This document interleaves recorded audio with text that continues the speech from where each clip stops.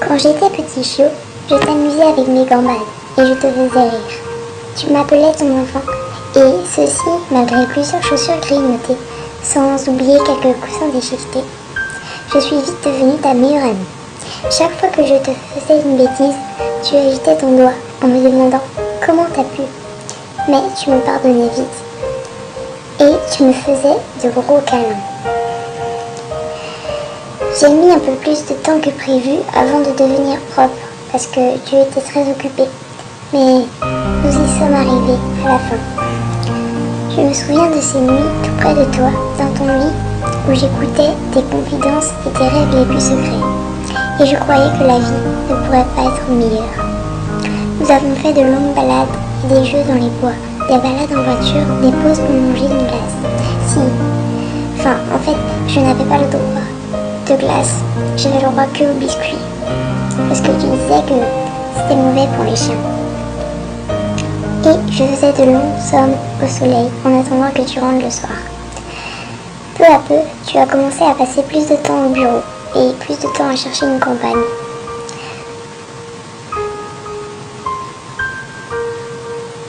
J'étais patiente et j'attendais sagement à la maison. Je t'ai réconfortée après les déceptions quand tu avais le cœur brisé. Je ne t'ai jamais grondé quand tu prenais de mauvaises décisions et je te faisais de ces fêtes quand tu rentrais. Mais aussi quand tu es tombé amoureux. Elle maintenant, ta femme, n'aime pas les chiens. Malgré ça, je l'accueille dans la maison. J'ai essayé d'être gentille avec elle et de lui obéir. J'étais heureuse parce que tu étais heureux. Et puis les bébés sont arrivés et j'ai partagé ta joie. Ils me fascinaient, tout rose avec leur odeur particulière.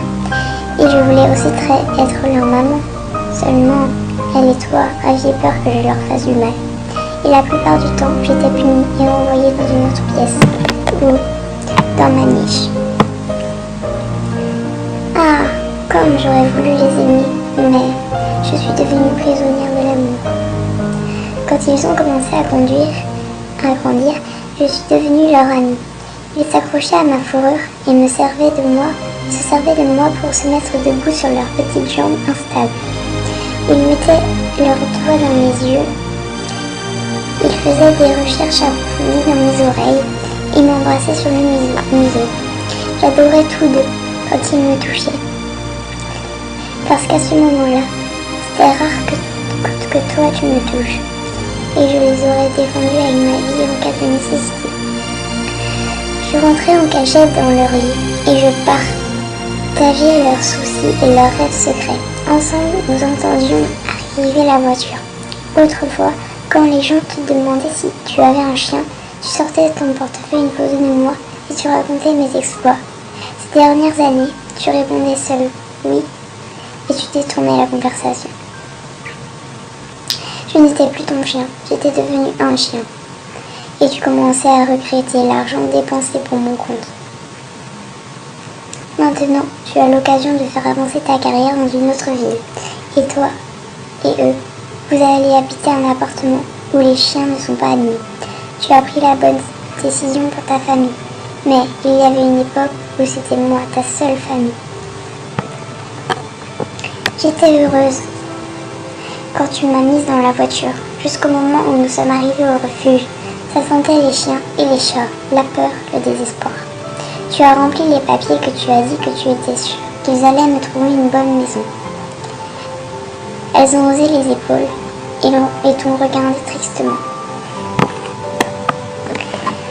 Elle connaissait la triste vérité, les difficultés de placer un chien qui n'est plus tout jeune, même un chien avec des papiers en règle.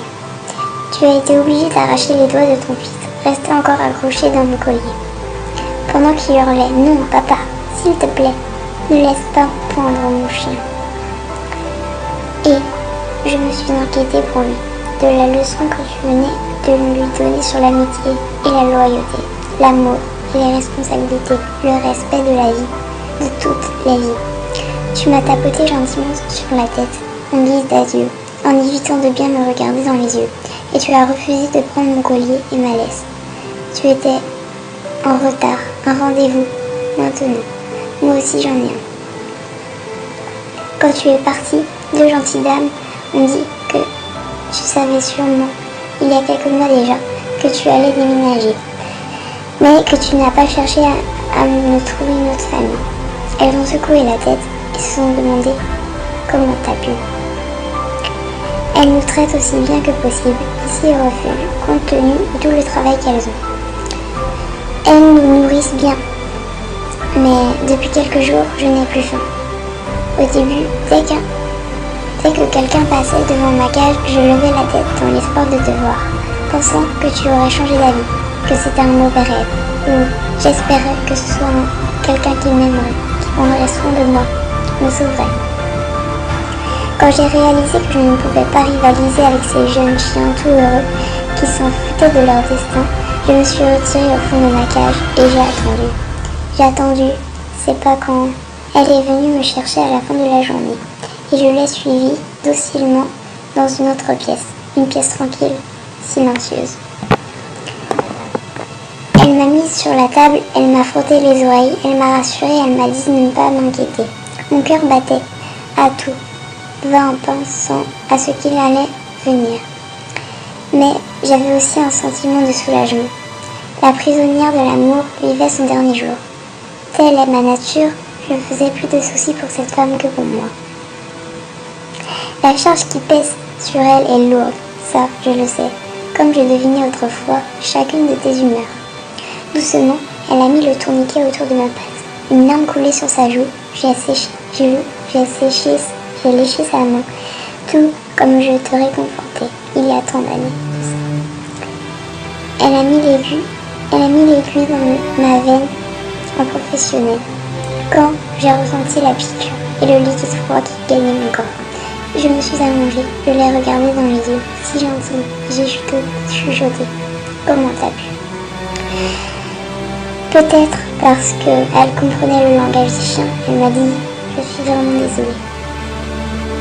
Elle m'a câlinée et elle m'a vite expliqué que c'était son devoir de s'assurer que j'allais être dans un endroit meilleur où je ne serais ni ignorée, ni abusée, ni abandonnée, où je devrais me défendre tout seul.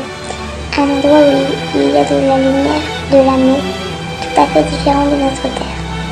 Dans mon dernier souffle, j'ai essayé, en remuant ma queue, de lui faire comprendre ceci. Je ne voulais pas lui dire à elle comment t'as pu. C'est à toi, mon maître adoré, que je pensais. Je penserai à toi et je t'attendrai toujours. Que tout le monde dans ton entourage continue à être fidèle.